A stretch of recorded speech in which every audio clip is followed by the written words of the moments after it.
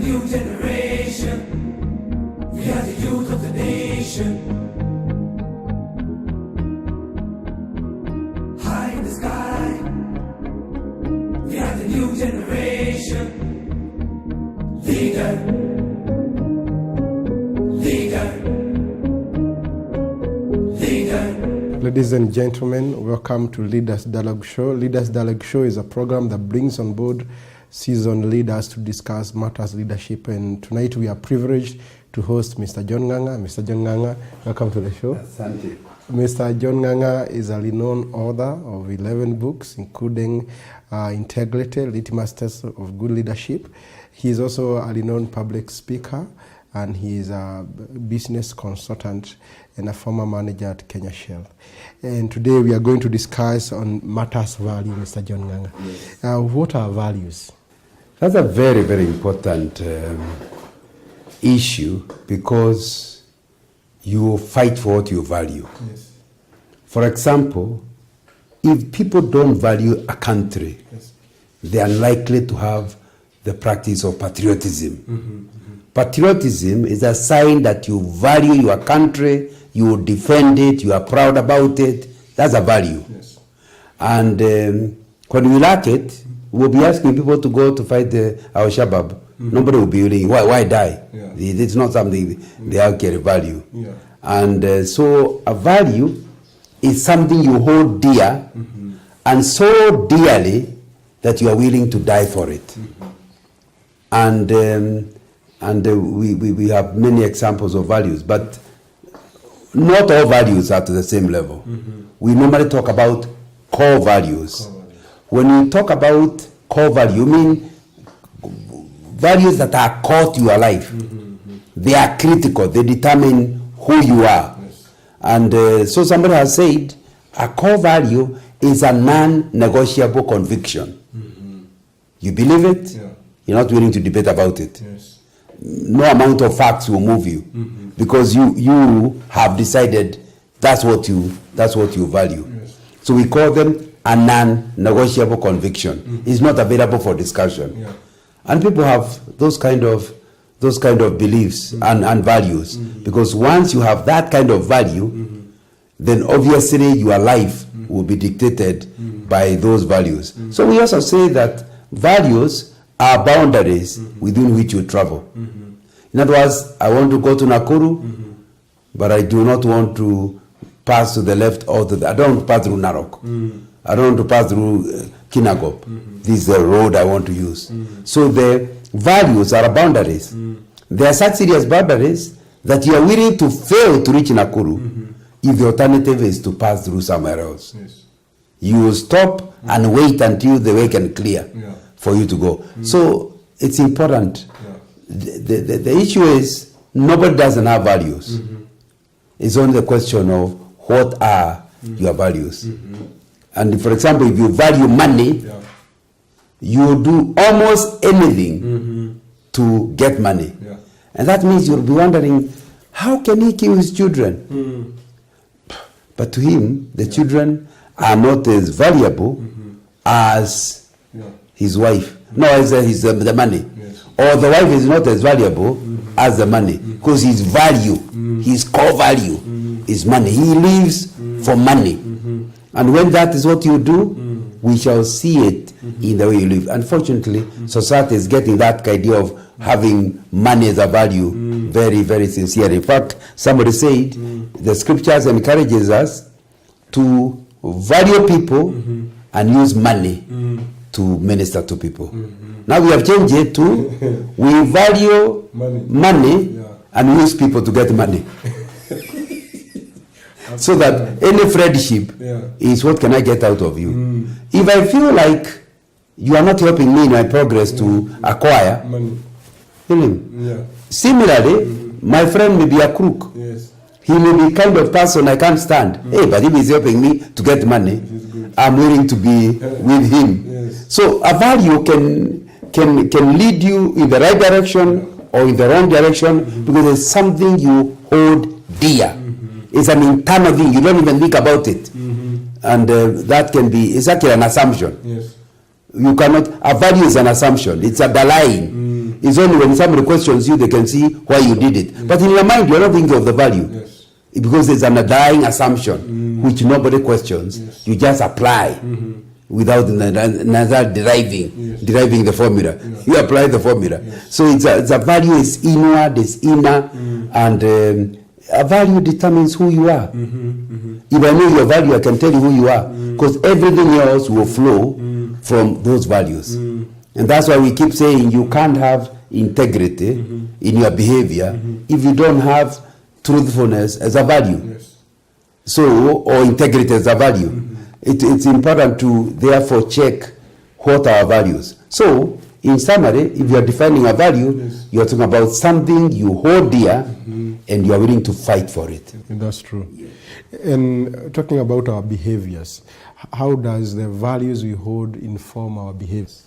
Yeah, now from the way I have defined values, you can see clearly you are going to act as per your value. Because if your behavior, if it is out of line with your value, you will not sleep at night. If you insult your mother and you value your mother, she may not even fight you. She may not say anything. When you go to sleep, you say, "Hiya, what did I do?" You may not sleep. You suffer from dissonance, psychological dissonance, because what you value and what you are doing are not congruent.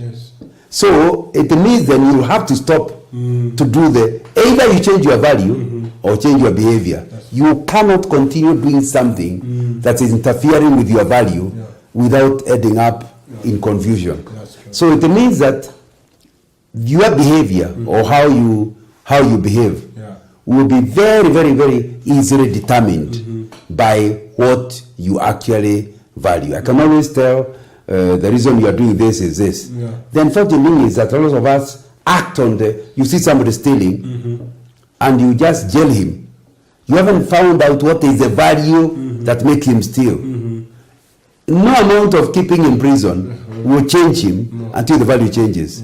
If, for example, he is a lazy person and has decided he wants to be rich but not without working, if that's his value is, he feels happy when he cons others. Now you take him to jail, he will come back, but because that's what he values, he will steal yet again. So that is the underlying value that we need to be working on. If a pastor sees a girl being immoral, you don't be immoral. That's a behavior issue. Why is she immoral? What kind of value does she have? Maybe her value is pleasure. She lives for pleasure. It doesn't matter whether she gets HIV or doesn't. That's secondary. For her, pleasure is a value. And there are people like that who live for, they are called hedonists. They live for pleasure. They value pleasure. So he is willing to do anything to get pleasure.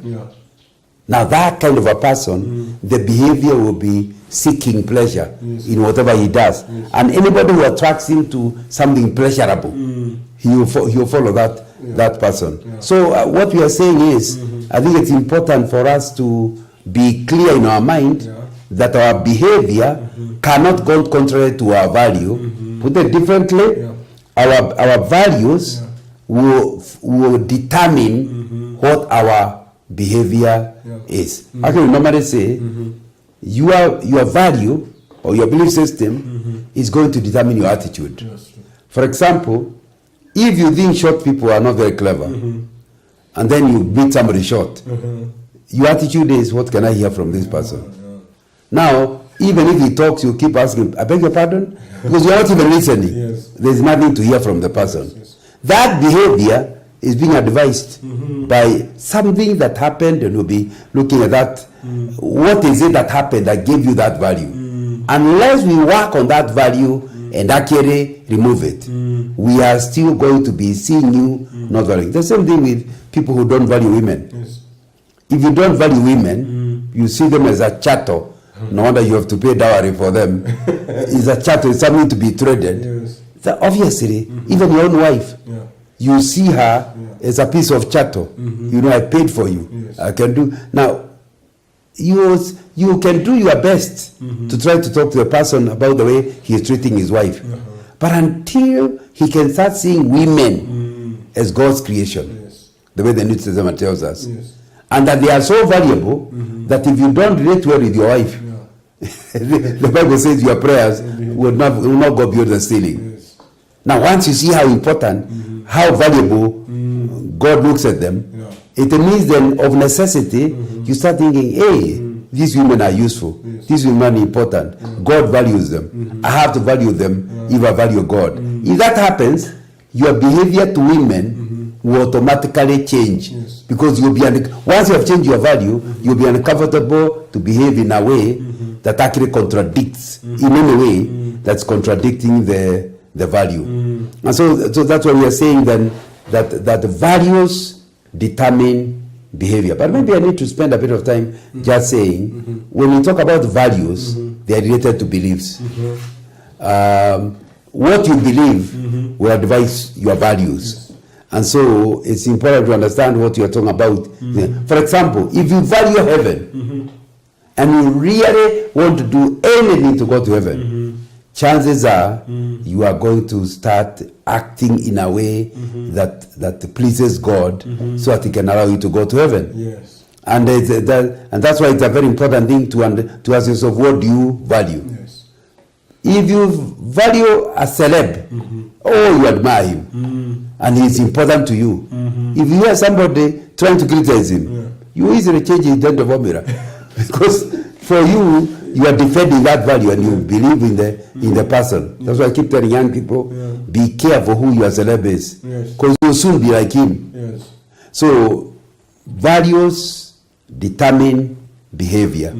The way you believe, you cannot act differently from the way you believe. And because you can't act different from the way you believe, you will be acting in line with your belief. That does not mean once in a while you can contradict it, but you'll be so uncomfortable that you'll come back to line. Yeah. So that's why the most important thing you can do for anybody is to help them to have right beliefs. Excellent.